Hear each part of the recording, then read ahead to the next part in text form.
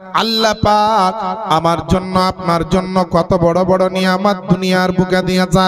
পৃথিবীর বুকে আপনি যেখানে আপনার খেয়াল করবেন, লক্ষ্য করবেন, আল্লাহ পাক এত বড় বড় নিয়ামত দিয়েছে যে নিয়ামতগুলোর কাজ হচ্ছে আপনার জীবনকে পাল্টে দিবে, আপনার জীবনে আপনার ইনকিলাব এনে দিবে, আপনার জীবনটাকে আপনার পরিবর্তন করে দিবে।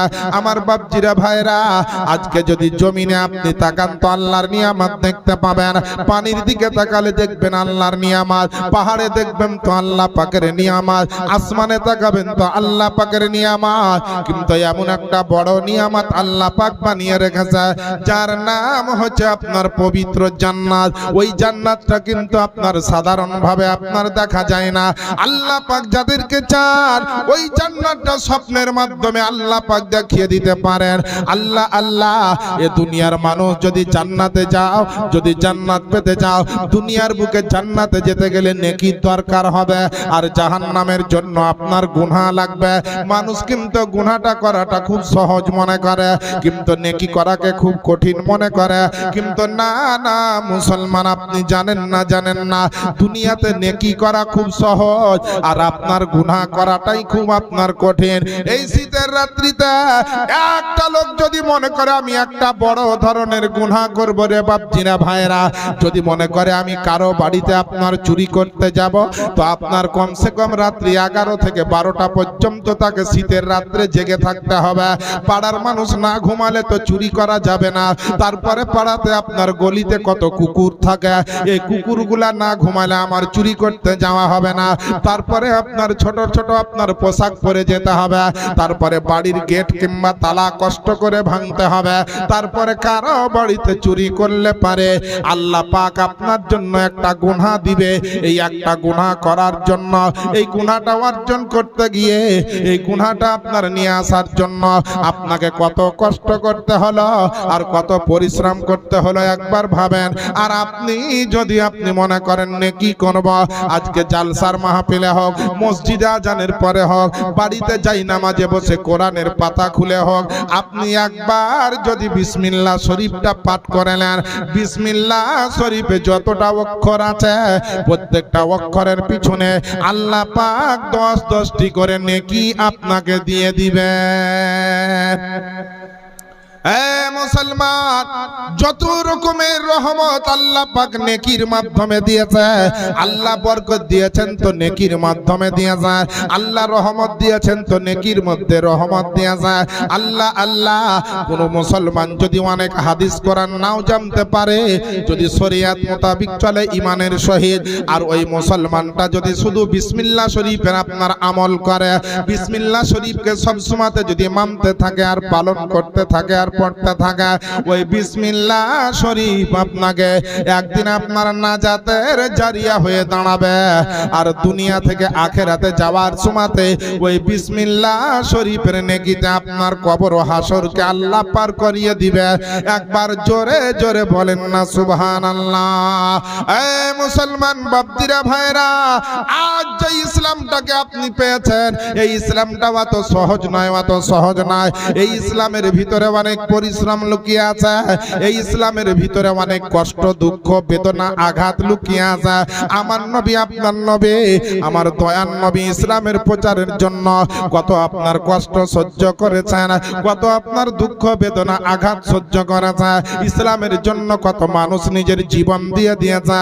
আপনার বিরাদার, আমরা আপনারা বিরাট বড় আপনার ভাগ্যবান যে আল্লাহ পাক আপনাকে আমাকে ওই মুসা নবীর উম্মত বানাননি, আপনাকে আমাকে অন্য কোন নবীর উম্মত বানাননি। আল্লাহ পাক আপনাকে আমাকে সমস্ত নবীর যিনি সরদার, সমস্ত নবীর যিনি নেতা, সমস্ত নবীর যিনি ইমাম, ইমামুল আম্বিয়া, ওই নবী মুস্তাফার আপনার উম্মত বানিয়ে দিয়েছে। আমার ওই নবী মুস্তাফার উম্মত হওয়ার সঙ্গে সঙ্গে আল্লাহ পাক আপনাকে আমাকে কতটা অফার দিয়েছে যেন আমরা সহজে জান্নাতে যেতে পারি, আমরা যেন সহজে আপনার আল্লাহকে খুশি এবং রাজি করতে পারে। আল্লাহ পাকের পেয়ারা বান্দা মুসলমান, আপনারা মনে রাখবেন, স্মরণ রাখবেন, মনোযোগ সহকারে শ্রবণ করবেন। আল্লাহ পাক পবিত্র কোরআন শরীফের মধ্যে আপনার আমার জন্য মেসেজ দিয়েছে। কি মেসেজ দিয়েছে? উঠিয়ে দেখুন কোরআন শরীফ, প্রথম নাম্বার পারা, সূরাটির নাম সূরা আল বাকারা, আয়াত নাম্বার হচ্ছে আপনার 43। আল্লাহ ঘোষণা দিচ্ছেন, ওয়া আকিমুস সালাতা ওয়া আতুজ যাকাত ওয়ারকাউ মা'র রাকিঈন, এবং তোমরা নামাজ কায়েম রাখো এবং যাকাত প্রদান করো এবং রুকুকারীদের সঙ্গে রুকু করো। আল্লাহ কি বললে? তোমরা নামাজ কায়েম রাখো, যাকাত প্রদান করো আর রুকুকারীদের সঙ্গে রুকু করো, অর্থাৎ জামাত সহকারে নামাজ পড়ো। এখানে যে জামাত সহকারে নামাজ পড়ো বলা হয়েছে, এখানে পুরুষ মানুষদের জন্য বলা হয়েছে। জোরে বলেন বেরাদার। তাহলে আল্লাহ পাক কত বড় অফার দিয়েছেন। এই আয়াতের মাধ্যম দিয়ে অনেক কিছু বলা হয়েছে, কিন্তু এর তাফসীর করতে গেলে রাতের পর রাত কেটে যাবে। আমার বাপজিরা ভাইরা, আল্লাহ পাক আমাদেরকে তো জান্নাত দিতে চান বলে বড় বড় সুযোগ সুবিধা করে দিয়েছে। এর আগে তো অনেক নবী এসেছেন, 1 লক্ষ মতান্তরে 2,24,000 পয়গাম্বর। কোন নবীকে 5 ওয়াক্তের নামাজ দেওয়া হয়েছিল? জি না। মাহে রমজানের রোজা দেওয়া হয়েছিল? জি না। আপনার জুম্মার নামাজ দেওয়া হয়েছিল? জি না, মুসলমান দেওয়া হয়নি। কোরআন শরীফ দেওয়া হয়েছিল? দেওয়া হয়নি। তারপরে আপনার ঈদাইনের নামাজ দেওয়া হয়েছিল? দেওয়া হয়নি। তারপরে আপনার হজ যাকাত দেওয়া হয়েছিল? দেওয়া হয়নি। শবে বারাত দেওয়া হয়েছিল? দেওয়া হয়নি। শবে কদর দেওয়া হয়েছিল? জি না, দেওয়া হয়নি। এইভাবে আপনার যত রকম দেখবেন, আপনার এই সমস্ত জিনিসগুলো একটা নবীকেও দেওয়া হয়নি। দেওয়া হলো কাকে? যিনি হচ্ছেন ইমামুল আম্বিয়া, সরকারে তো আলম, মাদানী কে তাজদার, আহমদে মুখতার, রহমত লিল আলামিন পয়গম্বর, শাহনশাহ জীবাকার, দোনো জাহানের মালিক ও মুখতার নবী মুহাম্মদুর রাসূলুল্লাহ সাল্লাল্লাহু তাআলা আলাইহি ওয়াসাল্লাম কে অফার দেওয়া হলো। আর সব চাইতে বড় অফার নবীর উম্মতকে দেওয়া হলো যে হে উম্মতে মুহাম্মাদি শোনো, সারা জগতের সমস্ত অফার নবীর মাধ্যমে তোমাদের কাছে পৌঁছে দেওয়া হলো, তোমরা গ্রহণ করো আর হাসরের ময়দানে জান্নাতে এসো। কিন্তু আমরা নিলেই তো, আমরা তো আল্লাহর অফার নিই না। আমরা ভোডাফোন কোম্পানির অফার খুঁজি, জিও কোম্পানির অফার খুঁজি, মোবাইল কোম্পানির অফার খুঁজি, মোটরসাইকেলের অফার খুঁজি, তারপরে বড় বড় 4 চাকা গাড়ির অফার খুঁজি, সোনা দানার অফার খুঁজি, বিভিন্ন রকম জামা কাপড়ের অফার খুঁজি। ফ্লিপকার্টে আমরা জামা কাপড় শপিং করি, অ্যামাজনে আমরা শপিং করি, ওইখানে রাত 12টার পরে অফার খুঁজি। যে রাত 12টার পরে অফার থাকে ভালো ভালো, রাতের ঘুমকে হারাম করে, আপনার আরামকে হারাম করে অফারগুলো আমরা অ্যামাজনে শুনি, আপনার দেখি, ফ্লিপকার্টে দেখি, বিভিন্ন অ্যাপসের মাধ্যমে অফার খুঁজি। কোম্পানি কি অফার দিয়েছে, বেশি দামের মাল কমে কিন মালটা পাওয়া যাচ্ছে, দেখ আর কিন আর বাড়িতে ভর।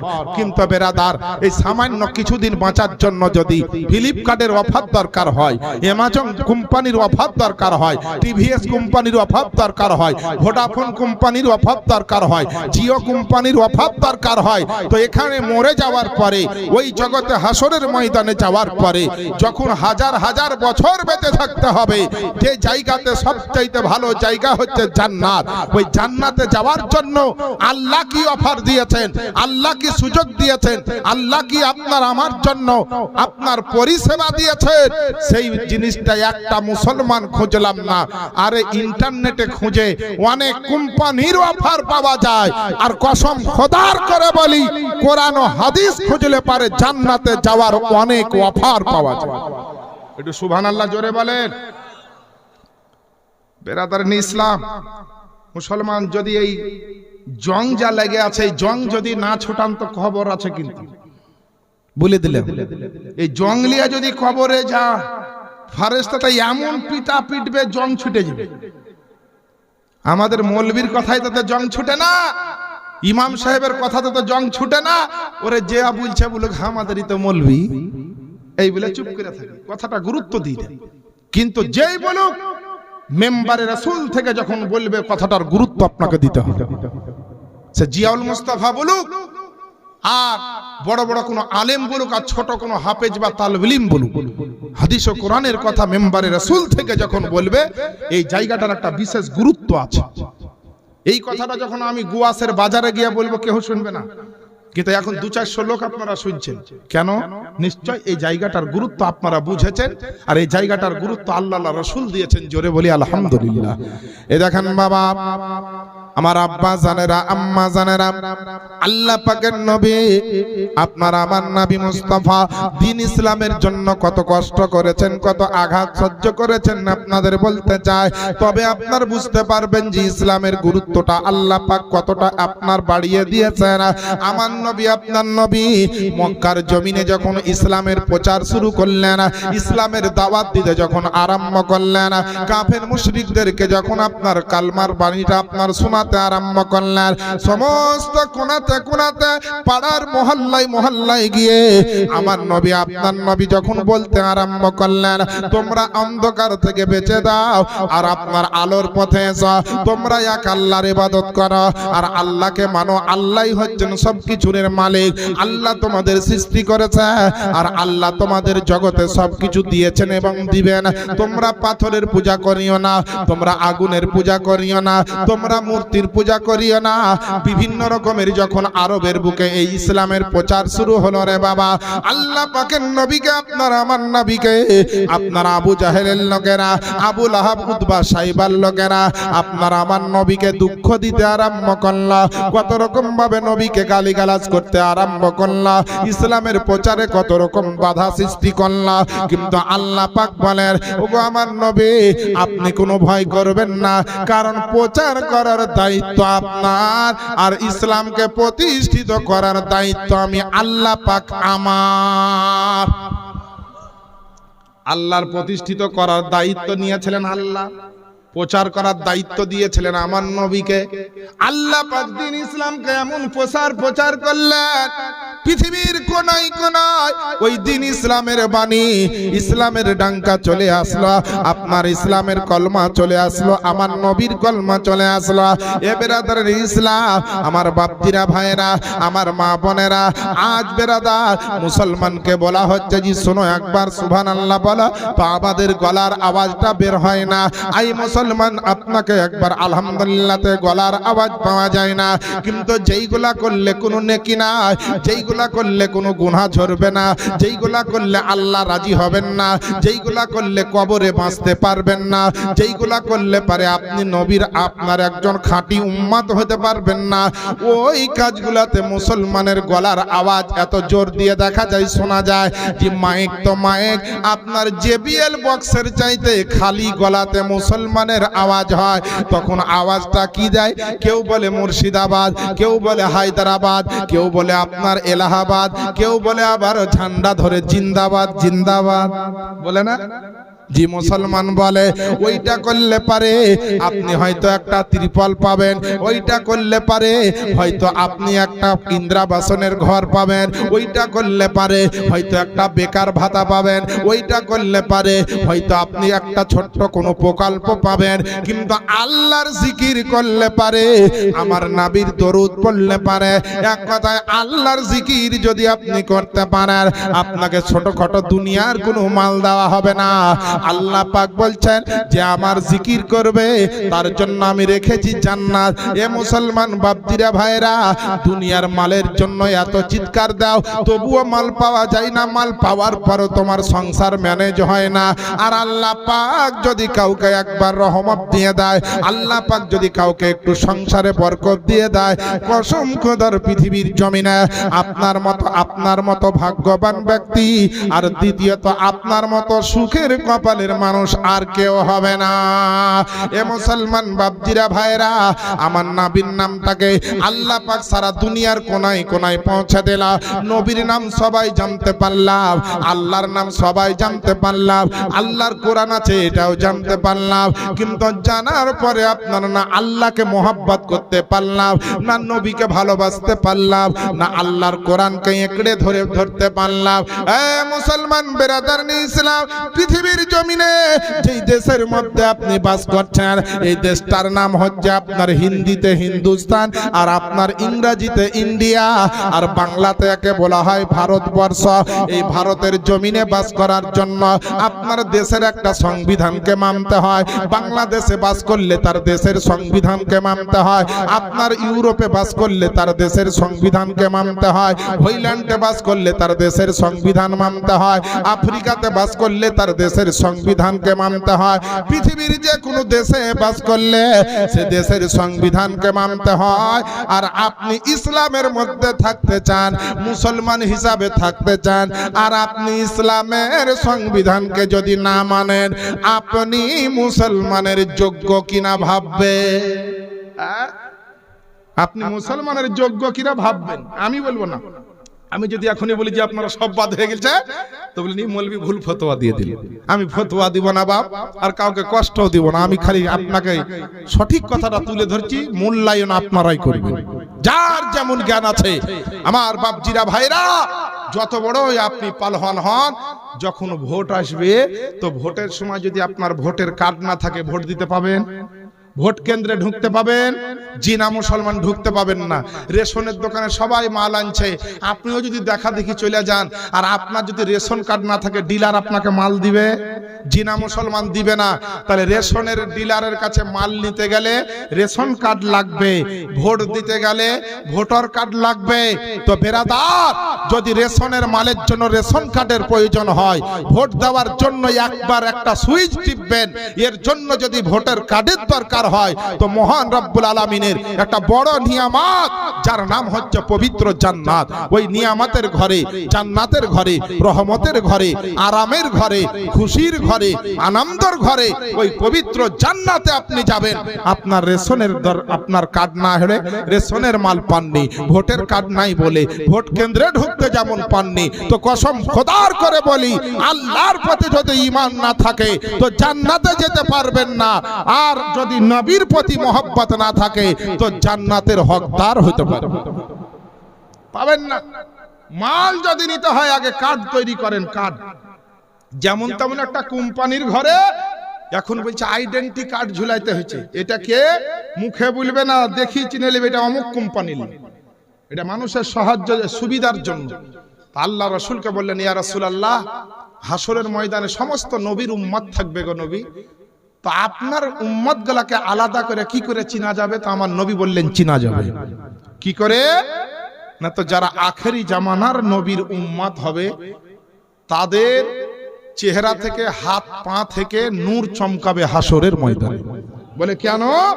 কারণ তারা ওযু করবে যতবার দুনিয়াতে, ওযুতে যে সমস্ত জায়গাগুলা ধৌত করে, এই জায়গাগুলা দিয়ে হাসরের ময়দানে নূর চমকাবে। গোটা দুনিয়ার নবী এবং নবীর উম্মতগণ দেখে বুঝতে পারবে যে যাদের নূর চমকাচ্ছে এরা হচ্ছে নূর নবীর উম্মত আছে। তা বেরাদার, আমার নবী বড় বড় অফারের কথা আপনাকে দিয়েছেন। অফার দিয়েছেন কে? আল্লাহ। আর এই অফারগুলো এনে আমাদের কাছে পৌঁছে দিয়েছেন আমার নবী মুস্তাফা। আমার বাপজিরা ভাইরা, নবীর কথা আজ আমরা বুঝতে পারলাম। নবীর আদর্শ নীতি, এদিকে আল্লাহ পাক দিলেন কোরআন, আর নবীকে পাঠালেন সারা জগতের মুআল্লিম, মাস্টার, শিক্ষক করে। নবী যাও, তুমি এই কোরআনটা গোটা মানুষকে পড়িয়ে দিয়ে এসো। আমার নবী পড়িয়ে দিয়ে গেছেন। যারা সশরীরে পড়েছেন আলহামদুলিল্লাহ, আর যারা পরবর্তীতে পড়েছেন তাদেরও সুম্মা আলহামদুলিল্লাহ। কিন্তু হতভাগা হচ্ছে ওরাই, না নবীর হাদিস মানলো, না আল্লাহর কোরআন মানলো। জানলো, শুনলো, কিন্তু অ্যাভয়েড করে চললো। তারা কোরআন ও হাদিস থেকে দূরে যায়নি, বরং আল্লাহর জান্নাত থেকে দূরে গেছে। বেরাদার, আল্লাহ পাকের নবীর আখলাক, চরিত্র, আদর্শ, নীতির কথা আমার মতো ওয়াধম গুনাহগার শিয়াকার জিয়াউল মুস্তাফা নুরি আমি এক কোনাও বলতে পারবো না। তবে আল্লাহর কোরআন যে মেসেজ দেয়, উঠিয়ে দেখুন পবিত্র কোরআন শরীফ 29 নম্বর পারা, সূরাটির নাম সূরা আল কলাম, আয়াত নাম্বার হচ্ছে 4। আল্লাহ পাক ঘোষণা দিয়েছেন, ওয়া ইন্নাকা লা আলা খুলুকিন আযীম, এবং নিশ্চয়ই নবী গো, আমি আপনাকে সমগ্র জগতের মধ্যে সবচাইতে উত্তম চরিত্রের অধিকারী বানিয়ে দিয়েছি। সুবহানাল্লাহ বলবেন না? একটু জোরে বলেন না সুবহানাল্লাহ। না আপনাদের দুঃখ হচ্ছে খুব? হায় হায়, দুঃখ করিয়েন না বাপ। দুঃখ করবেন যার নেকি নাই, যার গুনাহ বেশি, তার কপালে দুঃখ। আপনাদের কপালে দুঃখ কেন হবে? এমন জায়গায় বসে আছেন যে আপনাদের নফল ইবাদত হচ্ছে এখানে। বলবেন কেন? তিরমিজি শরীফের হাদিসের মধ্যে আল্লাহ রাসূল বলেন তাদারাসুল ইলমি সাআতাম মিনাল লাইলি খায়রুম মিন ইহইয়াইহা, যেখানে আল্লাহ রাসূল নিয়ে হাদিস ও কোরআন নিয়ে শিক্ষা নিয়ে আলোচনা হয়, ওই জায়গায় কিছুক্ষণ বসে থাকলে সারা রাত্রি জেগে ইবাদত করার সমতুল্য হয়, তার চাইতে অপেক্ষা উত্তম হয়। এটা হাদিস বলছি আপনাকে। বেরাদার, আজ আমরা নবীর আদর্শ নীতি মোতাবিক আমাদের আদর্শ নীতি করা দরকার ছিল, কিন্তু নাই। দুঃখের বিষয়, আখলাক, চরিত্র, আদর্শ নীতি, নেচার, কালচার আপনার আমার নাই। সঠিক জায়গায় পৌঁছাতে পারলাম না। একটা নাতে রাসূল শুনেন, একবার নবীর মোহাব্বতে বলে দেন সুবহানাল্লাহ। আর একটু জোরে বলেন না সুবহানাল্লাহ। চেহারা নূরেতে ভরা, আদর্শ কোরআনের পারা। এটা কার কথা বলা হচ্ছে? নবীর কথা। আমার কথা, বক্তার কথা ভাবিয়েন না, নবীর ব্যাপারে বলা হচ্ছে যে চেহারা নূরেতে ভরা, আদর্শ কোরআনের পারা। জান্নাতের চাবি যার হাতে,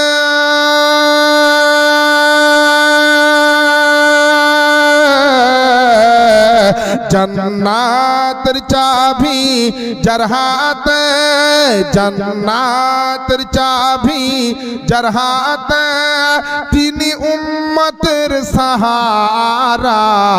চেহারা নূরেতে ভরা, আদর্শ কোরআনের পারা।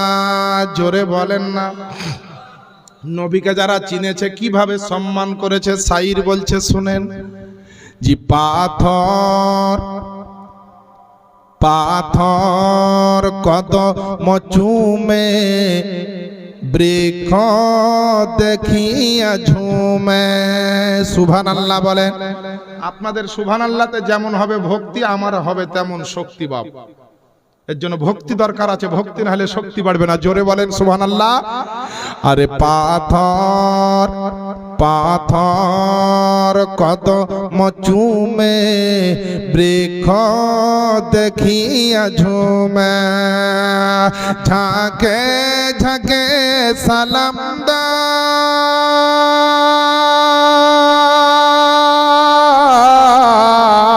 ঝাঁকে ঝাঁকে সালাম দায়, ঝাঁকে ঝাঁকে সালাম দায়, জান্নাতের ফেরেশতারা। চেহারা নূরেতে ভরা, আদর্শ কোরআনের পারা। চেহারা নূরেতে ভরা, আদর্শ কোরআনের পারা।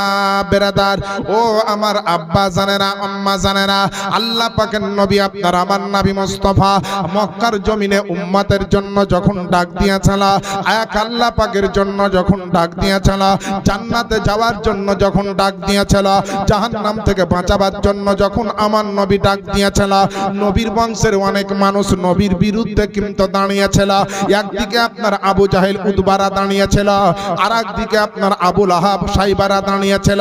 কুরাইশ বংশের অনেক মানুষ বলেছিল, নবী গো, আপনার নতুন ধর্মটা মানব না, আপনার ইসলামকে আমরা গ্রহণ করব না, বাপদাদর কাল থেকে যুগ যুগ ধরে যেটা করেছি সেটাই করে আসবা।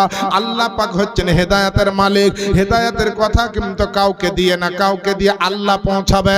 এ মুসলমান বাপজিরা ভাইয়েরা, ভাবিয়েন না যারা নামাজ পড়েন তারাই শুধু নবীর উম্মত, ভাবিয়েন না যারা মুসলমান হয়েছেন তারাই শুধু নবীর উম্মত। সারা পৃথিবীর জমিনে কিয়ামতের আগে পর্যন্ত সমস্ত মানুষ যারা দুনিয়াতে আসবে সবাই হচ্ছে আমার নবী মুস্তাফার উম্মত।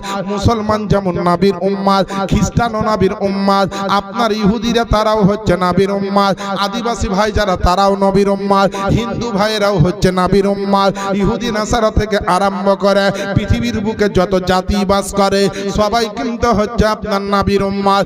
এবার বলবেন মুসলমান ব্যাপারটা বুঝলাম না, আপনাকে বুঝতে হবে বেরাদার। বিভিন্ন কিতাবের মধ্যে এসেছে বিষয়টি, বর্ণনাটি এরকম ভাবে, নবীর উম্মত হচ্ছে আপনার দুই প্রকারের, একটা হচ্ছে উম্মতে ইজাবাত আর একটা হচ্ছে উম্মতে দাওয়াত। একটু জোরে জোরে বলেন না সুবহানাল্লাহ। নবীর উম্মত সবাই, কিন্তু উম্মত হচ্ছে দুই প্রকার, এক হচ্ছে উম্মতে ইজাবাত আর আরেক হচ্ছে উম্মতে দাওয়াত। উম্মতে ইজাবাত কারা? যারা হলো খুশনসিবওয়ালা ব্যক্তি, যারা নবীর আশিক হয়েছে, যারা আপনার নবীর দিওয়ানা হয়েছে, যারা নবীর জন্য দরুদ সালাম পড়ে, যারা আল্লাহর পাঁচ ওয়াক্ত নামাজ পড়ে, আল্লাহর কোরআন মোতাবেক যারা চলে, তারা হচ্ছে আপনার উম্মতে ইজাবাত। যারা মুমিন মুসলমান তারা উম্মতে ইজাবাত। এ মুসলমান আর বাদ বাকি যারা আপনার অন্য ধর্মের মানুষ, যারা এখন পর্যন্ত ইসলাম আপনার কবুল করেনি, যাদের কাছে দাওয়াত পৌঁছেছে কিন্তু কবুল করেনি, যাদের কাছে মেসেজ গেছে কিন্তু অ্যাকসেপ্ট করেনি, যাদের কাছে ইনফরমেশন গেছে কিন্তু গ্রহণ করেনি, তারা হলো উম্মতে আপনার দাওয়াত। এ বাপজিরা ভাইরা, আমার মা বোনেরা, ওই মক্কার জমিনে আমার নবী উম্মতের প্রচার যখন শুরু করলেন, নবীকে কত কষ্ট বেদনা সহ্য করতে হলো। আল্লাহ আল্লাহ আমার নবীকে আপনার অপমান অপদস্থ করার জন্য কাফের মুশরিকেরা বড় বড় আপনার প্রশ্ন করে দেয়, আমার নবী আল্লাহর হুকুমে কিন্তু উত্তর দিয়ে দেয়। ঘুরিয়ে যখন আমার নবী আবু জাহেলের লোকদেরকে একটা প্রশ্ন করে দেয়, তারা আপনার গোটা কাফের সম্প্রদায় মিলে উত্তর খুঁজে কিন্তু পায় না। অবশেষে আপনার ইসলামের যখন আস্তে আস্তে প্রচার শুরু হলো, চারিদিকে যখন আমার নবীর আপনার ভক্ত তৈরি হতে লাগলো, নবীর কলমা যখন পড়তে আরম্ভ করলো, আল্লাহর একত্ববাদকে যখন বিশ্বাস করতে লাগলো, দেখা গেল ইসলামকে আর রুখা গেল না, নবীর প্রচারকে আর থামানো গেল না। নবীর আপনার ইনফরমেশন মানুষকে যেইভাবে আপনার উপকৃত করছে, মানুষকে যে অনুপ্রাণিত করছে, আমার নবী আপনার নবী আবু জাহেল উতবা সাইবারা বড় টেনশনে পড়ে গেল, কি করে ইসলামকে আপনার থামানো যায়, কি করে নবীর প্রচার প্রসার বন্ধ করা যায়। আমার বাপজিরা ভাইরা, আবু জাহেল আবু লাহাবেরা যুক্তি করলো, এমন একটা লোক আমদানি করতে হবে, এমন একটা মানুষকে হায়ার করে আনতে হবে, এমন একটা প্লেয়ারকে আনতে হবে মক্কার জমিনে, যেন আমার নবীকে এমন এমন প্রশ্ন করে দিবে, আমার এই নবীকে এমন কোশ্চেন করে দিবে, সওয়াল করে দিবে, যেন মোহাম্মদ তো মোহাম্মদ মক্কার বুকে যেন কেউ উত্তর দিতে না পারে। তাহলে পারে এই মোহাম্মদ অপমান হয়ে যাবে, এই মোহাম্মদ আপনার অপদস্থ হয়ে যাবে। আর নবী যখন অপমান হবে, তখন নবীর দলে আর কেউ যাবে না, সবাই বলবে নবী হেরে গিয়েছে। বলেন না নাউজুবিল্লাহ। কাফেরদের চিন্তা ভাবনা, কাফেরদের মনের বাসনা নবীকে অপমান করবে, কিন্তু আল্লাহ বলছেন ওয়া রাফানা লাকা যিকরাক, হে মেহবুব আপনার জিকিরকে, আপনার মান সম্মানকে আমি আল্লাহ পাক সবার চাইতে উঁচু করে দিয়েছি, সবচাইতে উচ্চ স্থান দান করেছে। ওই নবী মুস্তাফা সম্মানকে দুনিয়ার বুকে অপমান অপদস্থ করার জন্য ব্যস্ত হয়ে গেল। কাফেরের সর্দার আবু জাহেল যুক্তি পরামর্শ করল, নবীর সঙ্গে টেক্কা দেওয়ার মতো, আমার নবীর সঙ্গে মোকাবেলা করার জন্য, আমার নবীর সঙ্গে একটা আপনার মুনাজারা করার জন্য, আমার নবীর সঙ্গে একটা বাহাস করার জন্য এমন একটা লোককে হায়ার করব। ওই আরব কান্ট্রিতে একটা জায়গা ছিল, যে দেশটার নাম হচ্ছে ইয়ামিন শহর। ওই ইয়ামিন শহরে একটা বিখ্যাত মানুষ ছিল, যেই মানুষটা আপনার চন্দ্র দেখে অনেক কিছু বলে দিতে পারত, সূর্য দেখে অনেক কিছু বলে দিতে পারত, ইনজিল শরীফের অনেক কিছু মুখস্থ ছিল, বড় বড় পাদ্রীদেরকে সে আপনার পড়াতো। এত আপনার বিরাট বড় আপনার ওই মাজুসি ধর্মের আপনার বিরাট বড় সে যেন আলেম ছিল। তার সামনে কোনো মানুষ দাঁড়াতে পারত না। কোনো প্রশ্নের সম্মুখীন হলে ওই মানুষের কাছে সারা বিশ্বের ওই আরব কান্ট্রির মানুষগুলা ছুটে ছুটে যেত। ওই মানুষটার নাম হলো হাবিবে আপনার ইয়ামনি। কি নাম? হাবিবে ইয়ামনি, মানে ইয়ামিন দেশে বাড়িতে ইয়ামনি বলা হয়। তো হাবিবে ইয়ামনি বলছে, আবু জাহেল বলল হাবিবে ইয়ামনিকে খবরটা দিত, আমার ভাতিজাকে কোন রকম থামা যাচ্ছে না, ও প্রচার চালিয়েই যাচ্ছে, আর ওর দলের লোক ঢুকতেই আছে, খুব ওর দলের লোক যাচ্ছে, আর আমাদের দলের লোক কমছে। তো বেরাদার ইসলাম অনেক সময় লোক মনে করে যে আমার এইখান থেকে ওই দিকে দুটা লোক চলে গেল, না আমার লোক কমে গেল, না লোকের কমতি আছে। আমাদের গ্রামে একটা লোক বলছে, যার বলিয়েন না হুজুর এই বছর বিটি ছেলের বিয়ে শুধু বেশি দেখছি। তাহলে কি করে বুঝলি? তো বলছে হুজুর শুধু বিটি ছেলের বিয়ে এই বছর, বেটা ছেলের বিয়েই নাই। মানে আমাদের দেশে বিটি ছেলের বিয়েটা বেশি হচ্ছে, বুঝতে পারলেন? অমুকের বাড়িতে কার বিয়ে না তো বিটির, অমুকের বাড়িতে কার বিয়ে না তো বিটির, অমুকের বাড়িতে কার বিয়ে না তো বিটির। দেয়া বলছে এই বছর শুধু মেয়ে ছেলের বিয়ে গো, বিটি ছেলের বিয়ে গো, বেটা ছেলের বিয়েই নাই। তা আমি ওকে বলছি, হারে তুই যে বুঝি শুধু বিটি ছেলের বিয়ে হয়েছে, আর এই বছর বিটি ছেলের বিয়ে বেশি, তো বিটি ছেলের বিয়েটা হয়েছে কার সাথে? এই পাগলা, বিটি ছেলের বিয়েটা হচ্ছে কার সাথে? তখন বলছে হুজুর বিটি ছেলের বিয়ে তো সেই বেটা ছেলের সাথেই হয়েছে, তাহলে কম বেশি হলো না সমান সমান হলো? তো বলছে হুজুর সমান সমানই হলো, তো তুই এক্ষুনি যে বলি যে বেটা ছেলের এবছর বিহাই নাই শুধু বিটি ছেলে। তা আমার তো মাথায় ঘুরে গেছিল তোর কথা শুনে, যে বেটা ছেলের সঙ্গে বিটি ছেলের বিয়ে হয়, তো এবছর কি শুধু বিটি ছেলে বিয়ে হয়েছে নাকি? তখন বলছে হুজুর আমার বুঝার ভুল ছিল। তো বেরাদার, অনেক সময় অনেক মানুষ অনেক জিনিস বুঝতে ভুল করে, দিয়ে অনেক কিছু বুলে ফেলে। একটু বুঝার চেষ্টা করবো আমরা সব, দেখবেন যত অন্ধকার আছে সব দেখবেন দূর হয়ে যাবে। জোরে বলেন সুবহানাল্লাহ। আমার বাপজিরা ভাইরা, আল্লাহ পাকের নবী বিশ্ব নবীকে হারাবার জন্য হায়ার করতে গেল ওই ইয়ামিন শহরে, ইয়ামিন দেশে গেল। ইয়ামিন দেশে যাওয়ার পরে ওই হাবিবে আমনিকে বলল, বলে হুজুর আপনার বিরাট বড় ডাঙ্কা বাজছে গোরা আরব মহাদেশে, আপনার আরব কান্ট্রিতে আপনার মতো বড় ব্যক্তি আর কেউ নাই। আপনার নাম শুনলে বড় বড় পাদ্রী ভয় পায়, বড় বড় আলেমেরা ভয় পায়, যাদের গোটা তৌরিত শরীফ ইঞ্জিল শরীফ মুখস্থ আছে তারা পর্যন্ত আপনাকে সালাম করে। আপনাকে মক্কার বুকে যেতে হবে। আর আমার একটা ভাতিজা বিশাল বাড়াবাড়ি করতে শুরু করে দিয়েছে, আমাদের দল থেকে লোককে নিয়ে গিয়ে কি জানো জাদু করে দিচ্ছে মাযাল্লাহ। আর ওই জাদুতে পড়ে আমাদের দলে আর আসে না, আমাদের কথা আর শুনে না। ধন দৌলত দিচ্ছে তো এই ভাতিজাকে দিয়ে দিচ্ছে, বলে মাল তো মাল, দৌলত তো দৌলত, নিজের জান পর্যন্ত দিয়ে দিব তাই বলছে। বলে কি করেছে না, তো সে একজন নবী দাবি করেছে, তার নাম হচ্ছে মুহাম্মদ, তার সঙ্গে মোকাবিলা করতে হবে মক্কার জমিনে। দাওয়াত দিয়ে আপনার চলে আসা হলো, কিংবা আপনার তাকে খবর পৌঁছানো হলো। এইদিকে মক্কার বুকে তারা ডাঙ্কা বাজাতে লাগলো। আবু জাহেলের দলের লোকেরা, কাফের মুশরিকরা বলতে লাগলো, এবার ভাতিজা মোহাম্মদ বড় জব্দ হয়ে যাবে, এবার কিন্তু উপযুক্ত আপনার প্রশ্নের সম্মুখীন হবে, দেখবে কার ধর্ম সত্য। যদি নবী তুমি জিতে যাও তাহলে জানবো তোমার ধর্ম সত্য, আর যদি তুমি হেরে যাও তো আমাদের ধর্ম সত্য। আল্লাহ পাকের নবী আপনার আমার নবী মুস্তাফা নিজের ইচ্ছাতে কিছু বলেন না, নিজের ইচ্ছাতে কিছু করেন না। আল্লাহ পাক আমার নবীকে যেটা করতে বলেন সেটা করেন, আমার নবীকে যেটা আল্লাহ পাক বলেন করতে সেটাই বলেন এবং করেন। কোরআন শরীফের মধ্যে আল্লাহ পাক ঘোষণা দিয়েছেন 27 নম্বর পারায়, ওই ঘোষণার সম্পর্কে আল্লাহ পাক আওয়াজ দিয়েছেন, মা ইয়ামতিকু আনিল হাওয়া ইন হুয়া ইল্লা ওয়াহিয়ুহা। এবং আমার নবী মনোবিদ্যা কিছু বলেন না, আমার নবী ওটাই বলেন যেটা আল্লাহ পাক নবীর কাছে আপনার ওহী পাঠান। জোরে বলেন না সুবহানাল্লাহ। আমার নবী আবু জাহেলের কথাটা শুনলো, শোনার পরে চুপচাপ কিছু বলছেন, কারণ আমার নবী অতক্ষণ বলবেন না যতক্ষণ আল্লাহ বলতে পারমিশন দিবেন না। আর আমরা যে কত রকম কথা বিনা প্রয়োজনে বলি গো। যদি জিজ্ঞেস করা হয় ভাই গাড়ি খান কবে কিনলেন, না তো 1 বছর হলো ভাই, এত লাখ টাকা দাম পড়েছে, অমুকের ছিল গাড়িটা, আমি কিনেছি, ড্রাইভারও অমুক, এতটা তেল পুড়ে এতটা মাইলেজ হয়।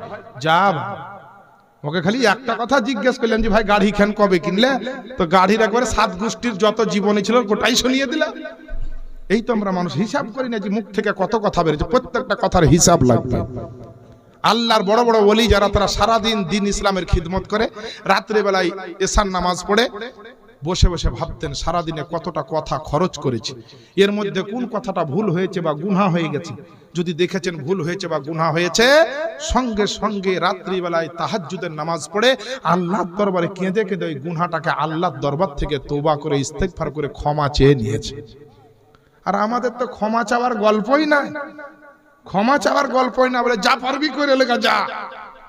এই তো আমাদের গায়ের গর্ব, বলে ভুল তো স্বীকার করবো না তুই যা পারবি কর গা যা, এরকম আমাদের পাওয়ার। কিন্তু বাবা দুনিয়াতে ভদ্র হন, আদব কায়দাওয়ালা হন, নবীর সুন্নাত মোতাবিক ওয়ালা হয়ে যান, দেখবেন কেউ আপনাকেও গরম দেখাবে না, আপনাকেও কাউকে গরম দেখাতে হবে না। মুমিন মুসলমান আল্লাহর পেয়ারা বান্দা, না নিজে কষ্ট পাবে না অপরকে কষ্ট দিবে। সুবহানাল্লাহ বলেন। নবীকে বললেন আবু জাহেল শোনো, তোমার সঙ্গে মোকাবিলা করার মতো আমি একটা লোককে দাওয়াত দিয়েছি, দেখছি তোমার কত ক্ষমতা। আমার নবী চুপ করে আছে।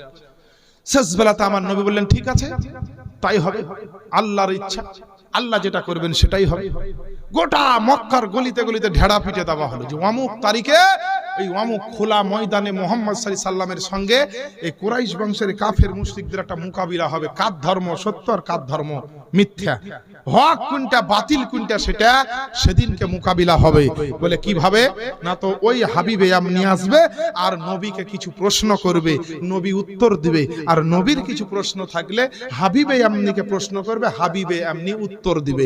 যে জিতবে তার ধর্ম সত্য আর যে হারবে তার ধর্ম মিথ্যা বলে বিবেচিত হবে। গোটা মক্কায় কাফেরের ভিড় বেশি আর মুসলমান তখন মুসলিমে কিছু অল্প, তো বেরাদার খুবই কম মুসলমান, তখন খুবই কম। এবার এলান হয়ে গেছে, ধরেন একটা ডেট দেওয়া হয়েছে যে সোমবারের দিন হবে। সোমবারের সকাল বেলাতে একদম হাজার হাজার লোক আসতে শুরু করলো, ময়দান ভর্তি। দেখি কি করে কি হয়। মুহাম্মদের সঙ্গে হাবিবে আমনি হায়ার করা প্লেয়ার আসছে ইয়ামিন দেশ থেকে, দেখতেই হবে। সব এসব ময়দানে বাপ হাজির। আমার নবী আসবেন আসবেন আসবেন, কিন্তু আসছেন না। দুইটা এক ধরেন কাঠের, যেমন আমাদের চেয়ার আছে এরকম উঁচু জায়গায় বসার জন্য দুটো আনা হয়েছে। একটাতে আবু জাহেল কাফের সর্দার, মক্কার বুকে সব থেকে কাফের বড় সর্দার আবু জাহেল। আবু জাহেল একটাতে ট্যাংয়ের উপর ট্যাং তুলে বসেছে, আর একটাতে ওই হায়ার করা প্লেয়ারের নাম কি বললাম, হাবিবে ইয়ামনি, ওকে একটা সিটে বসতে দিয়েছে। প্রধান বক্তা সেদিনকে, বুঝতে পারলেন না, বসতে দিয়েছে। আর বারবার বলছে কাফেরেরা, কই মোহাম্মদ, কই মোহাম্মদ, নবী কিন্তু আসছেন না। কারণ নবীর কাছে আল্লাহর সিগন্যাল আসবে তবে তো নবী আসবে। নবী তো তোদের মতো যাত্রার কথা শুনে চলা লোক নয়, আমার নবী হচ্ছেন আল্লাহর কথাই চলা লোক। বেরাদার, এরা বলছে নবী আর আসতে পারে, হাবিবে ইয়ামনির নাম শুনেছে আর আসে, এই আর ক্ষমতা নাই, মানে যার যা ইচ্ছা, মানে যে যেমন লোক হবে তার মনের ধারণা তেমন। এরকম জালসা চলছে, জালসা চলার পরে বাবা রাত 12টা 1টা 2টা 3টা বেজে গেছে। কিছুক্ষণ পর ফজরের নামাজ পড়ে একটা লোক ছিল গ্রামে, তাহাজ্জুদের নামাজ পড়তো, খুব পরহেজগার মুত্তাকিন লোক। রাত্রে বেলায় সামান্য একটু ঘুমাইতো আর বেশিরভাগ জেগে জেগে কাটিয়ে দিত। দেখবেন যারা রাত জাগে বেশি তাদের সকালবেলায় চোখটা লাল হয়, হয় না? তো চোখটা খুব লাল। সকালবেলায় ফজরের নামাজ পড়ে চায়ের দোকানে যে বসে আছে, তা আর একটা পাশের বেঞ্চে দেখছে আর একটা লোক বসে আছে, আরো কঠিন চোখ লাল। তো তাহাজ্জুদ বলা বুঝছে, আল্লাহ গো, আমি তো সামান্য 4 রাকাত 8 রাকাত 10 রাকাত নফল নামাজ পড়ি, তাহাজ্জুদ সহ আরো এক্সট্রা কিছু নামাজ নফল আমি পড়ি, 10 রাকাত বা 12 রাকাত নফল নামাজ পড়ি, তা আমার চোখ এরকম লাল, তো আমার চাইতেও দেখছি যে সামনে যে বসে আছে ইয়ার চোখ আরো লাল। তার মানে আমি যদি 10 রাকাত পড়ি তো এই লোকটা মনে হয় 40 রাকাত করে নফল পড়ে। ই ভাবছে এই নামাজি, তো আর নামাজের মতন মনের বাসনা, হ্যাঁ ধারণা। আর যে ওই বেঞ্চে চোখ লাল হয়ে বসে আছে ও কিন্তু আসলে নামাজি ওলাই, তাহাজ্জুদ বালা ওলাই, ও হচ্ছে আসলে পাকা চোর। ও তখন মনে মনে বলছে, আল্লাহ গো, আমার তো চোখ যা লাল লাল দেখছি, সামনে বেঞ্চের লোকটার চোখ দেখছি আমার থেকেও বেশি লাল। আমি তো এলাকাতে টুকটুকির ব্যাটারি চুরি করি, মনে হয় 10 টাকা লরির ব্যাটারি চুরি করি।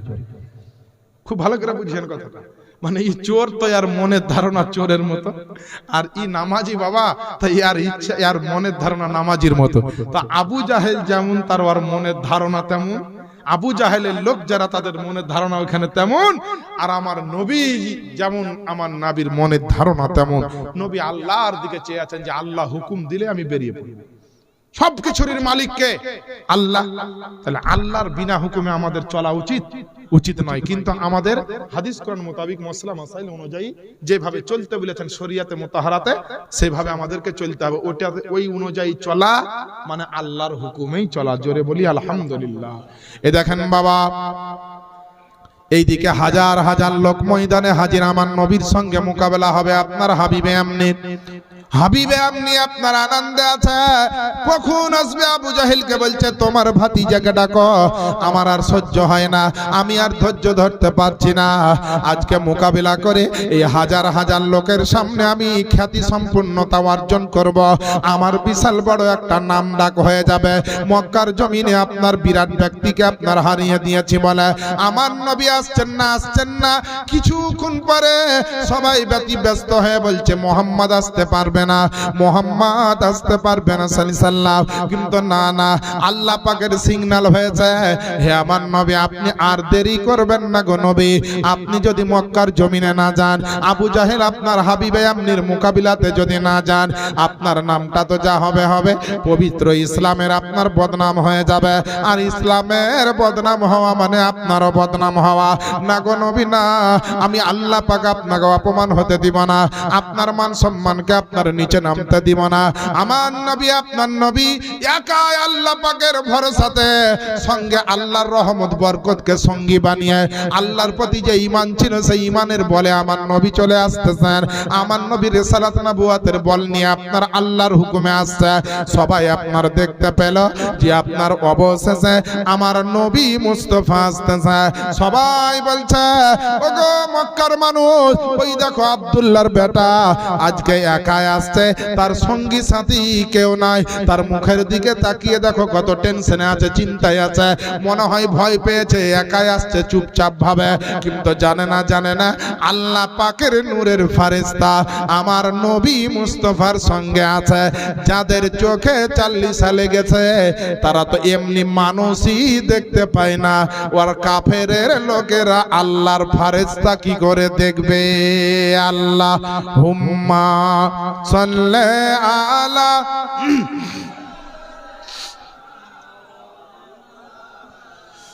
মুহাম্মাদ ওয়ালা আলে সাইয়্যিদানা মাওলানা মুহাম্মদ সাল্লাল্লাহু তাআলা আলাইহি ওয়াসাল্লাম। ও আমার বাপজিরা ভাইরা, আমার মা বোনেরা, আল্লাহ পাকের নবী আসছেন। আর এই দিকে দুইটা চেয়ারে কিন্তু একটাতে আবু জাহেল বসে আছে আর আরেকটা চেয়ারে হাবিবে আমনি বসে আছে।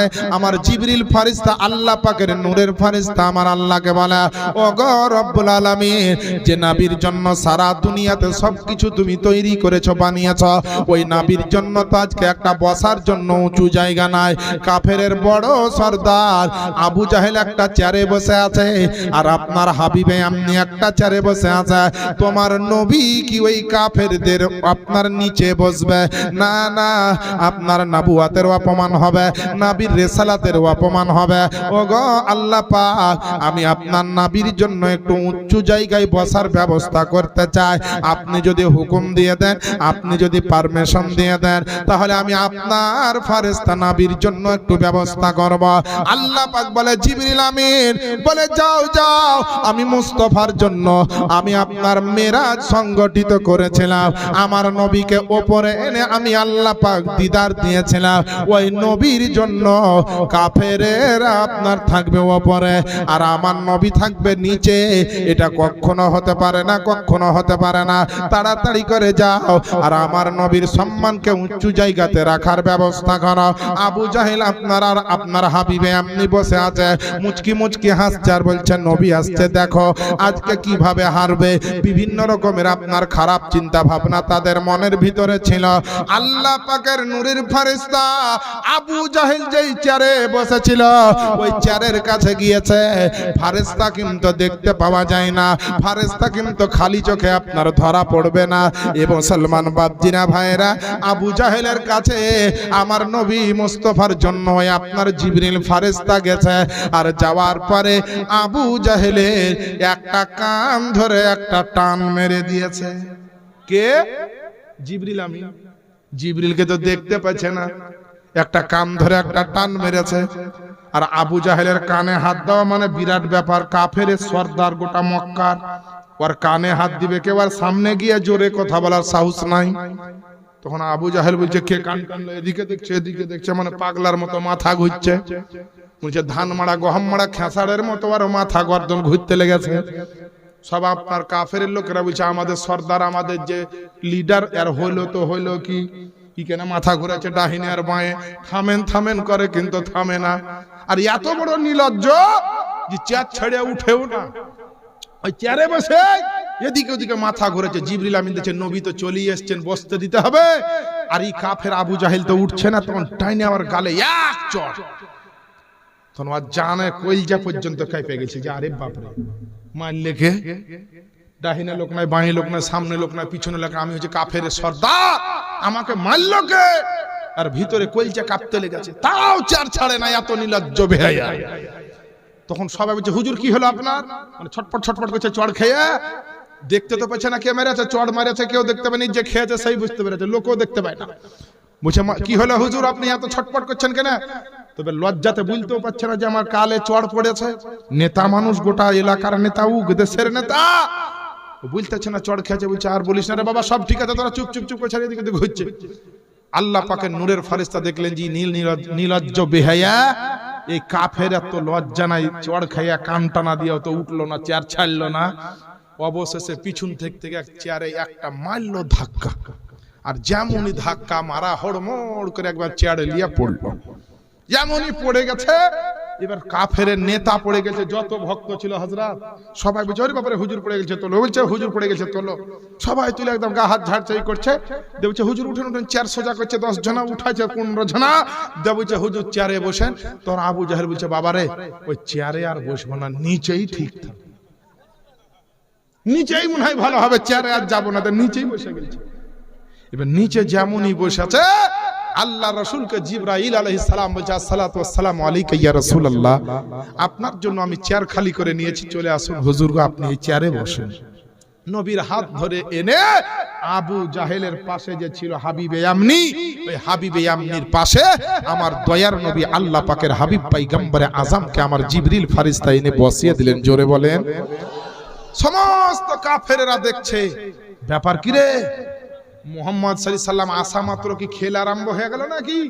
কাফেরের বড় নেতা নিচে পড়ে গেল, চেয়ার উল্টার ওই চেয়ারে এসে মুহাম্মদ বসলো, ব্যাপার কি? আবু জাহেলকে বলছে হুজুর না হলে উঠেন, মুহাম্মদকে উঠিয়ে আপনাকে বসাতে। বলছে না না না, খবরদার, উচারে আর বসতে বলিও না, যে বসেছে ওটাই ঠিক আছে। তাই বলছে ভয় ধরেছে, আর ভিতরে যে আর কি ভ্যাকসিন চলছে ওটা তো জানে না কেউ। হ্যাঁ, ওর ভ্যাকসিন চলছে ওটা কেউ জানে না।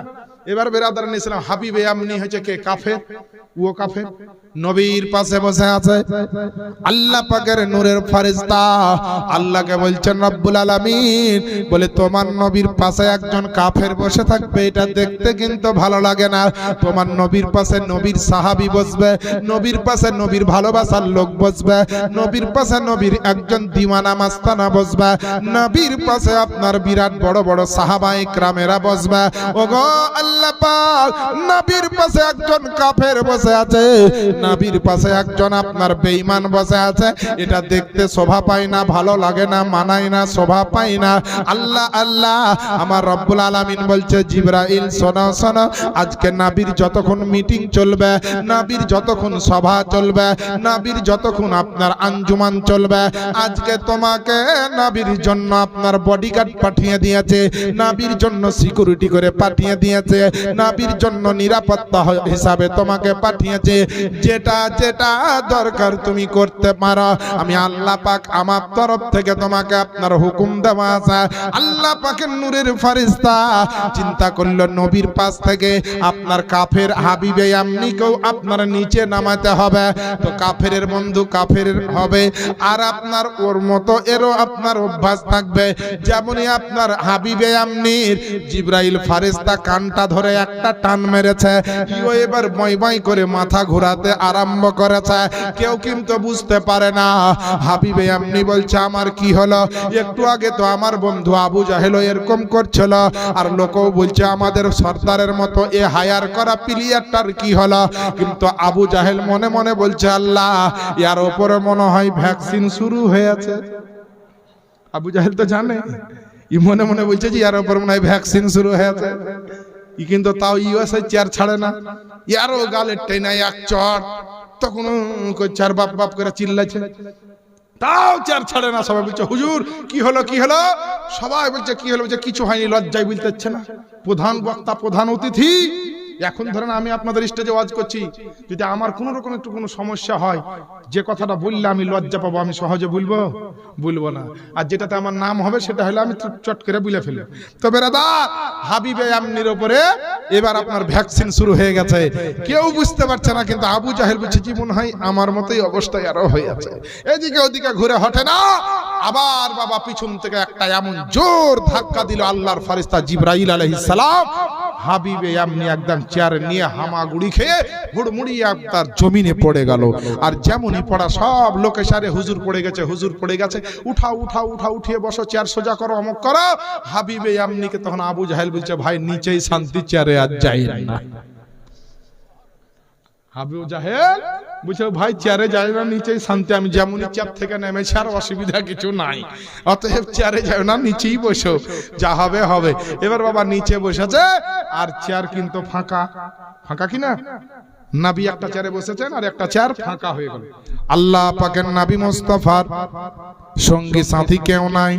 কাফেররা ভাবছে আমার নবী দুর্বল, নবীর সঙ্গী নাই। আওয়াজ দিয়ে আপনার বলছে আল্লাহ, নবীর এখানে কোনো সাহাবী আসেনি, নবীর সঙ্গে কোনো সঙ্গী আসেনি। আজকে আপনার নবীর পাশে আমাকে যদি অনুমতি দাও গো আল্লাহ, আমি আপনার বসতে চাই। জিবরিল আমিন যদি বসতে যায়, একটা মানুষের রূপ ধারণ করতে হবে। ফেরেশতা বসে থাকলে কেউ দেখতে পাবে না, দাঁড়িয়ে থাকলেও ফেরেশতাকে আপনার দেখা যাবে না। আল্লাহ পাকের নবী মুস্তাফার নিরাপত্তা হিসাবে নবীর সঙ্গী সাথী হওয়ার জন্য সেই মিটিং এ সভাতে আল্লাহ পাকের নূরের ফেরেশতা একজন সাহাবীর আপনার রূপ ধারণ করেছিল, যার নাম হচ্ছে দাহিয়া কলবি। জোরে বলেন সুবহানাল্লাহ। নবীর একজন সাহাবী দাহিয়া কলবি রাদিয়াল্লাহু তাআলা আনহু আপনার যেন রূপ ধারণ করে আপনার নবীর পাশে চেয়ারের উপরে বসে বলল।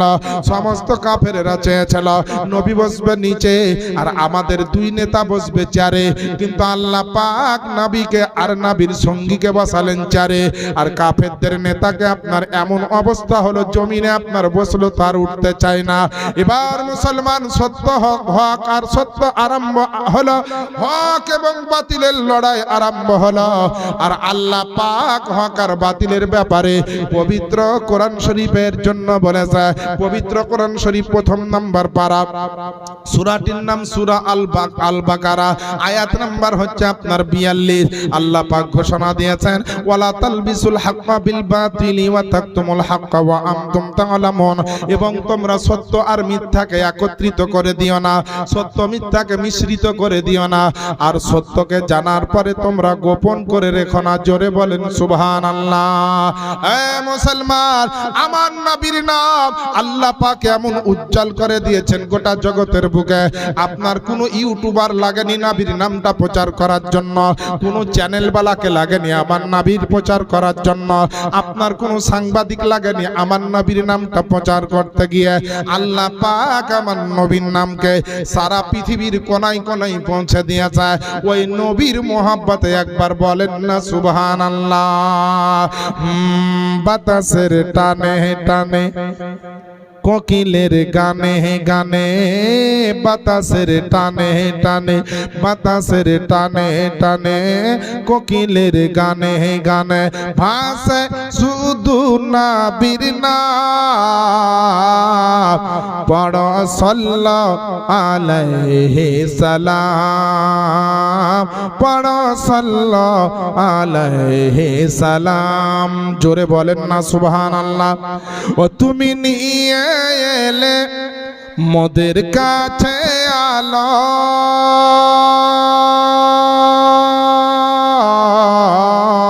তুমি নিয়ে এলে মোদের কাছে আলো, দূর হইল যত সবই আধার কালো।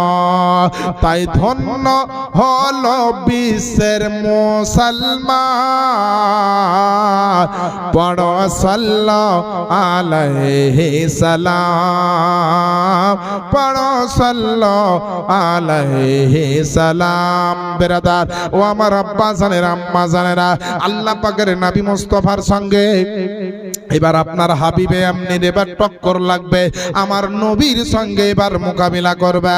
আল্লাহ আল্লাহ, আমার নবী টেনশনে নাই, চিন্তাতে নাই, কারণ প্রশ্ন হবে কাফেরের তরফ থেকে, উত্তর দিবেন আমার নবী। কিন্তু নবীর পাশে কে বসে আছে? জিবরাইল ফারেস্তা আল্লাহর কাছ থেকে ওহী আপনার সংগ্রহ করে আমার নবীকে দিয়ে দিতে পারবেন। আমার বাপজিরা ভাইরা, আবু জাহেল উতবা সাইবা ওই হাবিবে আপনিকে বলছে আপনি এমন ধরনের প্রশ্ন করবেন গো হাবিবে, আপনি যেমন তেমন প্রশ্ন করিয়েন না। আমরা হাজারো প্রশ্ন করে দেখেছি মুহাম্মদকে, কোনো প্রশ্নের উত্তর বাকি রাখেনি। আমাদেরকে এমন প্রশ্ন করেছে উত্তর দিতে পারেনি।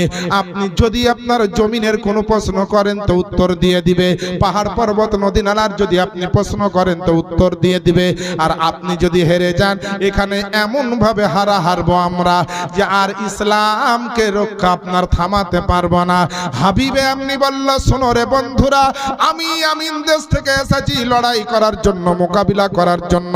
এমন একটা প্রশ্ন রেখে দিব, এমন একটা প্রশ্ন রেখে দিব যে তোমরাও পরিকল্পনা করতে পারবে না। জমিনে ওই নবীর জাদু চলে, আমি শুনেছি। আসমান আপনার দুনিয়ার বুকে বিভিন্ন জায়গাতে নবীর জাদু চলে, নাউজুবিল্লাহ। কিন্তু আজকে এমন প্রশ্ন করব যে আপনার কোনো জিনিসের উপর যেন আশার করতে না পারে। আমার নবী আপনার নবীকে বলল, হাবিবে আপনি উঠার পরে বলল, মুহাম্মদ বলে শুনলাম তুমি নবী দাবি করো, তুমি বলে নতুন দিন ইসলামের প্রচার শুরু করেছ। আমার নবী বললেন, হ্যাঁ আমি হচ্ছে আল্লাহ পাকের নবী। আল্লাহ পাক আমাকে গায়েবী আওয়াজ দিয়েছে, আল্লাহ পাক আমাকে নবুয়ত ও রিসালাত দিয়ে পাঠিয়েছে ইসলামের প্রচার করার জন্য। আমি শেষ জামানার একজন নবী। আল্লাহ পাকের নবী বললেন, আনা খাতামান নবিয়্যিন, আমি হচ্ছি নবুয়ত প্রাপ্ত শেষ নবী, আমার পরে আর কোনো নবী হবে না। নবুয়তকে আল্লাহ সমাপ্ত ঘোষণা করে দিয়েছে। আল্লাহ পাকের নবী আপনার আমার নবী যেমনই এই কথা বলেছে, বলে তুমি সত্যিকার নবী, তুমি সত্যিকার কি আল্লাহর রাসূল, তোমাকে আমি আপনার প্রশ্ন করব, তোমাকে একটু পরীক্ষা করব। আমার আল্লাহ পাকের নবীজি বলছেন, বলে যত প্রশ্ন আছে রাখতে পারো, কোনো রকমের দ্বিধাবোধ নাই, কোনো আপনার অসুবিধা নেই। আমার নবী মুস্তাফাকে বলছে, শোনো, সত্যি যদি তুমি নবী হও, সত্যি যদি আজকে তুমি আল্লাহ পাকের হাবিব হও, ওই আকাশের চাঁদখানাকে দু টুকরো করে দেখাতে হবে। বলেন, আচ্ছা বলেন তো বাবা, কোনো জাদুকার যদি হয় তো দুনিয়ার কোনো জায়গায় জাদু চলবে, কিন্তু আকাশের আপনার ওই আকাশের চন্দ্র সূর্যতে কেউ জাদু খাটাতে পারবে? আপনার হাবিবে আপনি ভাবছে যদি সত্যিকারই জাদুকার হয়, তাহলে জমিনের যে কোনো জিনিসকে জাদু করে পাল্টে দিবে। তো এমন জায়গার প্রশ্ন করবো যেন কোনো রকমই না পারে, তাই আসমানের চাঁদকে দু টুকরো করে দিতে হবে। তাই বলছে, তাহলে তোমাকে মানবো যে তুমি নবী। আল্লাহ পাকের নবী, বিশ্ব নবী, পয়গম্বর আযম যেমনই আপনার শুনেছে যে আপনার ওই আকাশের চাঁদকে দু টুকরো করতে হবে। মক্কার বুকে যত আপনার কাফেরেরা উপস্থিত ছিল, বিশেষ করে বড় বড় কাফেরের নেতা, বড় বড় গোত্রের আপনার নেতা, আপনার আবু জাহেল, আবু লাহাব, উতবা, সাইবারা, এবং বিশেষ করে হায়ার করা প্লেয়ার ওই হাবিবে আপনি, তার সামনে আমার নবী বলছেন, শোনো রে শোনো, তোমরা যেই প্রশ্ন করেছ, তোমরা যেই জিনিসটা দেখতে চেয়েছ, আমি এখনই করে দেখাচ্ছি, তোমরা সবাই সাক্ষী থেকে যাও। এ মুসলমান বাপজিরা ভাইরা, ওই হাদিস শরীফটা এখনো আপনার বুখারী মুসলিম শরীফের মধ্যে আছে, বিভিন্ন হাদিসের কিতাবে ওই ঘটনাটা আপনার আছে। আল্লাহর নবী সেদিনকে কি বলেছিলেন? আওয়াজ দিয়েছিলেন যে ইনশাক্কাল কমারু আলা আহাদি রাসূলিল্লাহি, আলা আহাদি রাসূলিল্লাহি সাল্লাল্লাহু তাআলা আলাইহি ওয়াসাল্লাম, ইনশাক্কাল আপনার এইভাবে নবী আপনার বললেন, ইনশাক্কাল কমারু, আমি চন্দ্রকে দুখণ্ডিত করছি, মক্কার মানুষ তোমরা শাহাদাত থেকে যাও, তোমরা সাক্ষী থেকে যাও। ফিরকাতাইনি ফিরকাতান ফাওকাল জাবালে, আমার নবী আঙ্গুলের ইশারা করলো চন্দ্রকে, আর চন্দ্রখানা দুখণ্ড হয়ে গেল। একটা চন্দ্র আপনার একটা খণ্ড আকাশে দেখা গেল, আর আরেকটা খণ্ড এত দূরে দেখা গেল যে চন্দ্রর আপনার দুই আপনার খণ্ডের মিডিল দিয়ে আবু কুবাইস নামক পাহাড় দেখা গিয়েছিল। যখনই আমার নবী এরকম আপনার করে দিয়েছে, আকাশের চাঁদ যখন দুটুকরো হয়ে গেছে, সবাই যখন দেখতে আরম্ভ করেছে, সবাই তাকিয়ে আছে আপনার হাবিবে আপনির দিকে, যে হাবিবে আপনি হচ্ছে আজকের নেতা, আজকের ক্যাপ্টেন, আজকের আপনার সমস্ত নেতার নেতা হচ্ছে আমাদের কাফেরের পক্ষ থেকে হাবিবে আপনি।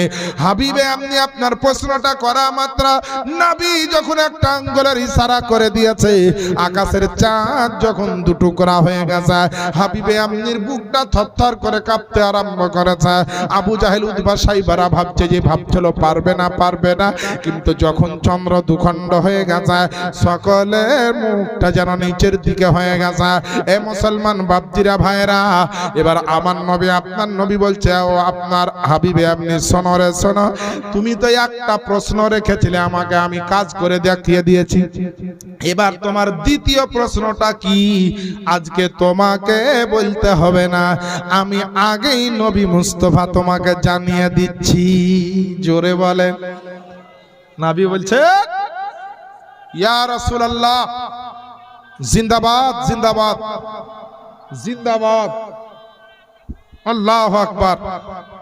ইয়া রাসূলুল্লাহ, দ্বীন ইসলাম বলেন জিন্দাবাদ, মাসলাকে আলা হযরত জিন্দাবাদ, উলামায়ে আহলে সুন্নাহ জিন্দাবাদ, জালসা কমিটি জিন্দাবাদ, গোটা নসিপুর গ্রামবাসী জিন্দাবাদ।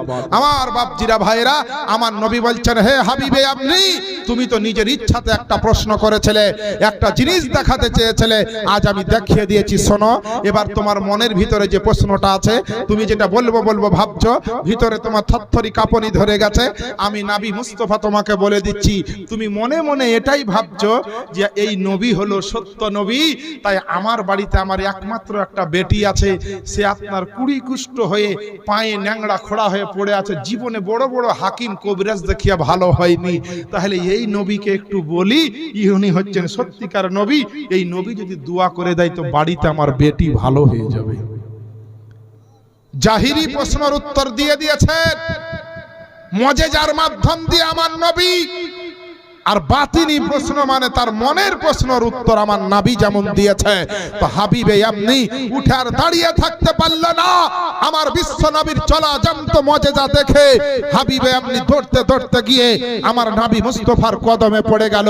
হে আল্লাহর নবী, আপনি হচ্ছেন সত্যিকারী আল্লাহর নবী, আপনি সত্যিকারী একজন রাসূল, আপনি সত্যিকারী একজন পয়গম্বর, বলে আমার ভুল হয়ে গেছে, আপনার সঙ্গে মোকাবেলায় আসায় আমি তওবা করছি, আপনি তাড়াতাড়ি আমাকে কলমা পড়িয়ে দেন। হাবিবে আপনি নবীর পা ধরে নিয়েছে, কদম মুবারক ধরে নিয়েছে, হাবিবে আপনিকে উঠিয়ে আমার নবী হাতে হাত দিয়ে বলল, পড়ো আশহাদু আল্লা ইলাহা ইল্লাল্লাহ ওয়া আশহাদু আন্না মুহাম্মাদান আবদুহু ওয়া রাসূলুহু, লা ইলাহা ইল্লাল্লাহ মুহাম্মাদুর রাসূলুল্লাহ সাল্লাল্লাহু আলাইহি ওয়াসাল্লাম পড়ে নিয়েছে। হাজার হাজার কাফেরের ফিউজ উড়ে গেল। যা হইলো তো হইলো কি রে? আপনাদের এলাকায় ফুটবল খেলা হয় না কোনো জায়গায়? নাইজেরিয়া থেকে লাখ লাখ টাকা খরচ করে নাড়া লম্বা লম্বা হিষ্টপিষ্ট প্লেয়ার আনা হয়, আর ওই প্লেয়ারটা যদি ট্যাং ভেঙে পড়ে যায় প্রথমেই 10 মিনিটের মধ্যে, আর খেলা জমবে? তো গোটা মক্কাবাসীর তরফ থেকে আবু জাহেল আবু লাহাবের তরফ থেকে হাবিবে আপনিকে হায়ার করে আনা হয়েছে নবীর সঙ্গে লড়াই করবে বলে। সে এসে নবীর আশিক হয়ে গেছে, নবীর দিওয়ানা হয়ে গেল, মুসলমান হয়ে গেল। নবী বলছে, যাও বাড়ি যাও, তোমার দ্বিতীয় আশাটাও পূর্ণ করবে না। হাবিবে আপনি বলে, বাবা তলপি তপড়া সব থাকলো, এই দেখ চললাম। এই দেখেন বাবা, আজকার স্টেজের সুবহানাল্লাহ, আমার হুজুরে কেবলা প্রধান বক্তা আসছেন, নারায়ে তাকবীর, নারায়ে রিসালাত, দ্বীন ইসলাম।